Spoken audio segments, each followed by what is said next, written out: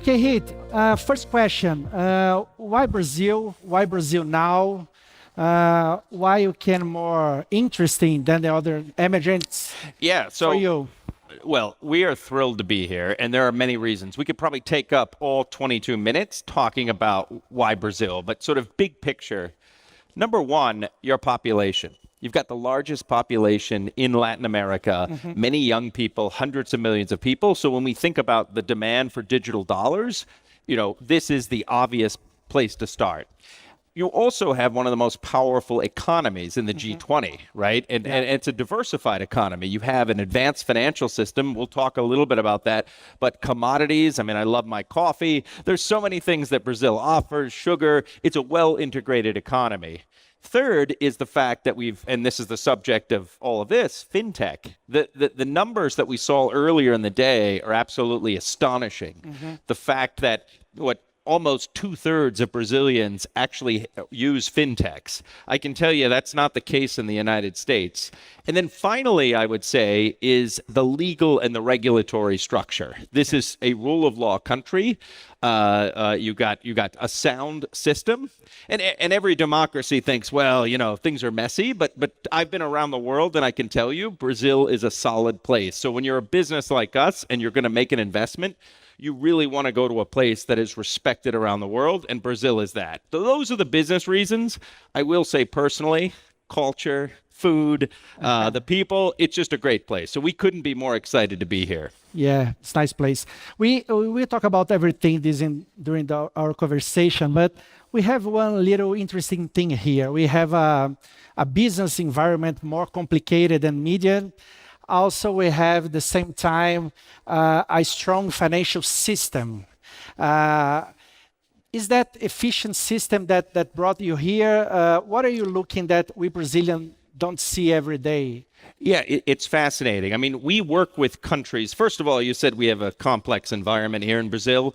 It may be some time since you've been to the United States, but things are complex, I feel like, everywhere around the world.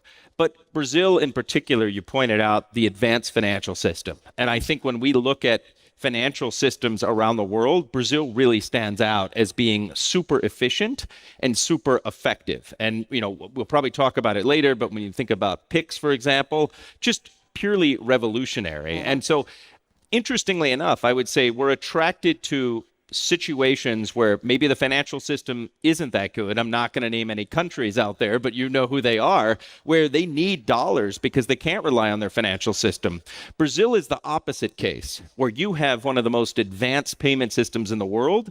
And because people have gotten used to frictionless transfer of money, at least using, sort of legacy infrastructure, they're ready for even that higher level that stablecoins bring. So it's really an interesting, unique opportunity here. Talk about fintechs. In recent years, Brazil has been a very prosperous place for fintechs. What lessons do you think we can teach for the rest of the world? And what lessons the rest of the world can teach us? Yeah, so there are a ton.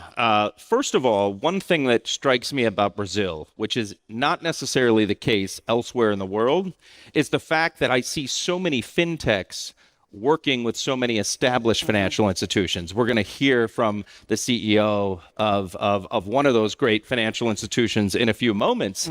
And we've heard from other folks at Nubank, et cetera, where the fintechs and the established financial system are working together.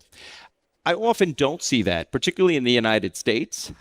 You often see kind of the established banks looking at the new financial sector with some concern, as opposed to working together, in complete harmony. It happens, and we're trying to be that bridge elsewhere in the world. But I find that in Brazil, I think it's fascinating that everyone's working so well together. A second lesson that I think Brazil can teach the world is that if you build it, people will come. I think people were skeptical originally about Pix, for example. It's a film, yeah? It is a film. It is a film. What's the name? I think it's the baseball, Field the Field of of Dreams. Yes. I saw this movie. Yes. And so that is the famous saying from the movie, but it's the case with finance as well. If there's a consumer need and you're able to do something, you can actually get it done. Now, the third lesson, I would say, as a former regulator, we've got some regulators in the audience. And what I will say is being a regulator is not an easy job. And the reason why is because you have an asymmetric payoff. If things go really well, no one says you did a great job. Yeah. If things go really poorly, well, let's just say we have a technical term for that. It's called getting your ass handed to you, okay? Yeah. And regulators are hauled up before Congress, before the parliament, before the legislature. And so there's this natural aversion to innovation in the government. But Brazil, I have found that doesn't have that, which is fascinating. In other words, in Brazil, they're able to be responsible, to be prudent, but at the same time, take some risk. We never would have had a PIC system in the United States. Regulation is a very important subject in this fintechs and crypto universe.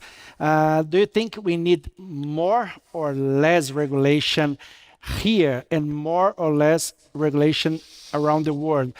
Do you have any opinion about our central bank? I do. I have a very good opinion of both the central bank as well as CVM, who I worked with as a regulator. I think both of them are forward thinking. On one extreme, they're not crypto bros, right? They're not out there just saying anything goes, but at the same time, they're also prudent and they want to do the right thing. So I think they've found that right balance. They are working on stablecoin legislation sort of as we speak. They have a consultation out on digital assets more generally. And the answer to your question, sort of, do we need more regulation? We need the right kind of regulation. Right kind. The right kind of regulation. What we have now, both in the United States as well as around the world, well, except for some jurisdictions, and we can talk about that have made that leap, is we have sort of a patchwork of regulations that were really built for these legacy payment systems. But we also have the European Union, we have Japan, we have Singapore, and now we're going to have Brazil by the end of 2025. And even in the United States, which is a little bit behind the rest of the world, or considerably behind the rest of the world, we will have fit-for-purpose stablecoin legislation. So it is really important.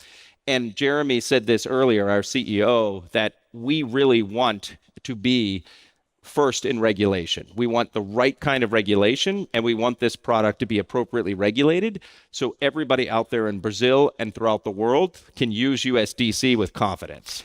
Right kind of regulation in stablecoin words means transparency? Yes, it means... Because Yep. we had some problems years ago that...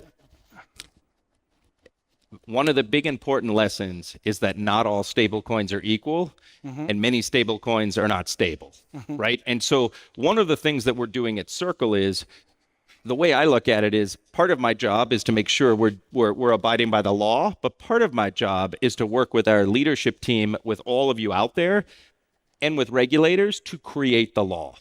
In other words, what should the law be? Circle is basically building that now.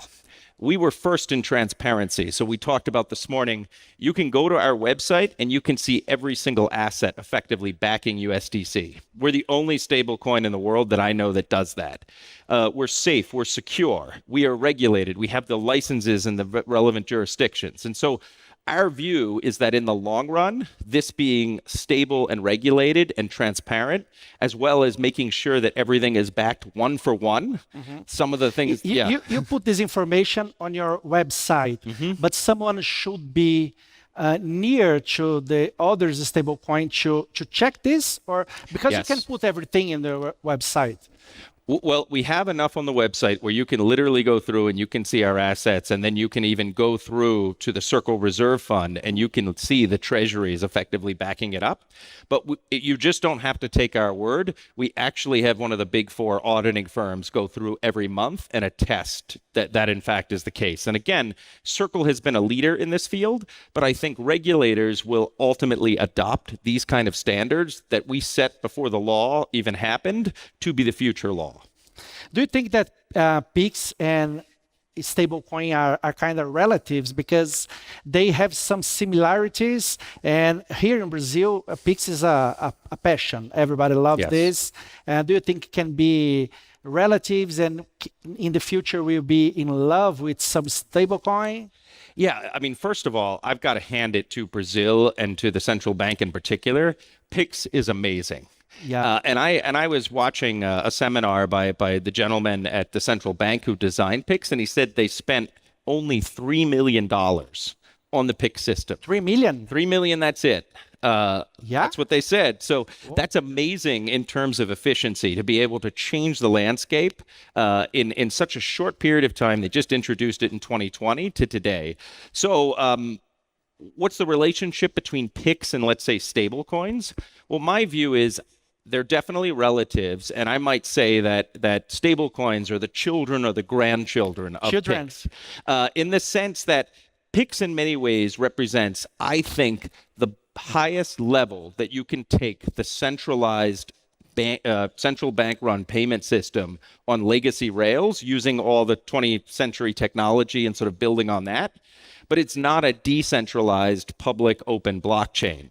Stable coins, I think, are the next generation and build that out. And so the two can work very well together. The other thing, of course, is PIX is primarily domestic. It's all in real. So if you want to do cross-border transfers, I think it becomes harder to use PIX for that. So I think the two systems will live together. And eventually, with DREX, for example, that the central bank is creating, you may very well see a convergence. Are you optimistic about DREX, the future? Do you think it will be useful?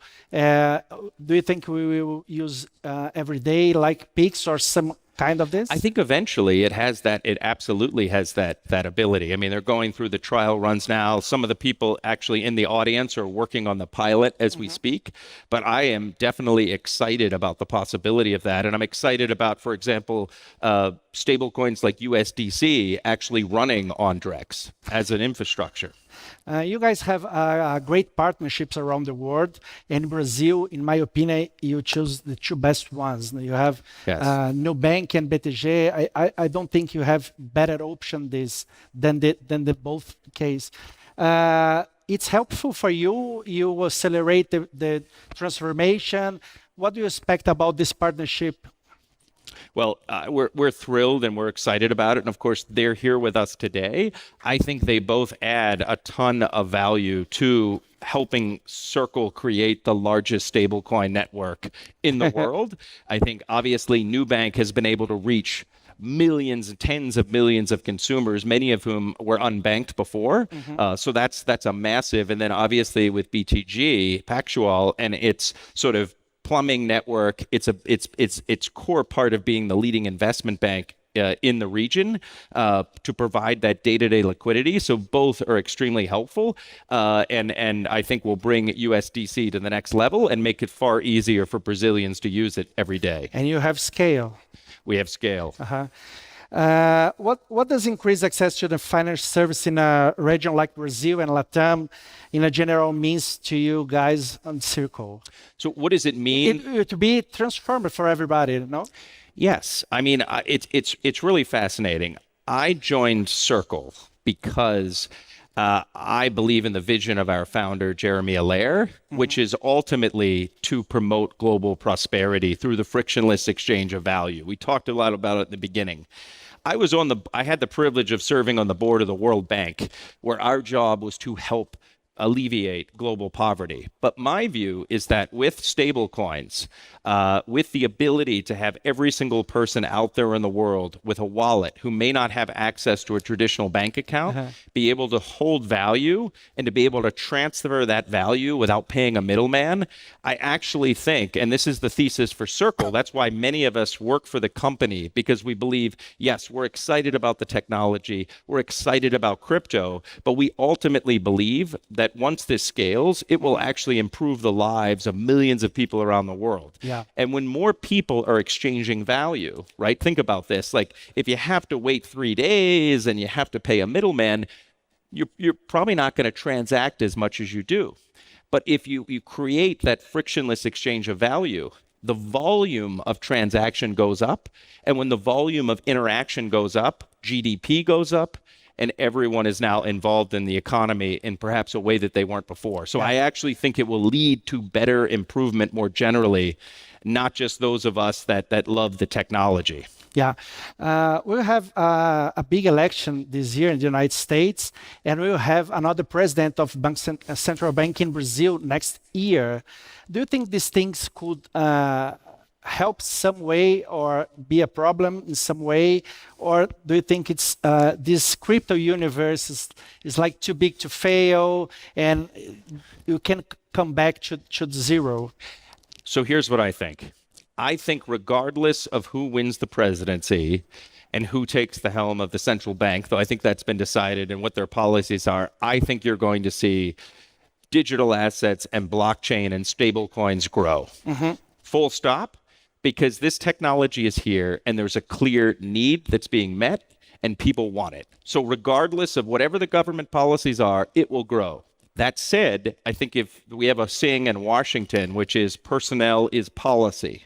So if you've got the right people in the right positions, just like the central bank here has historically had great people who have focused on innovation and making things work, it will expedite it and make it grow even quicker. But I don't think it's a question of stopping it. I think it is here to stay and here to grow. But what we really need are people that are going to be thoughtful about this and help channel that innovation while providing sound regulation. Of course, you believe a lot in a stable coin. Of course, you probably invest in Circle. Do you invest in another crypto?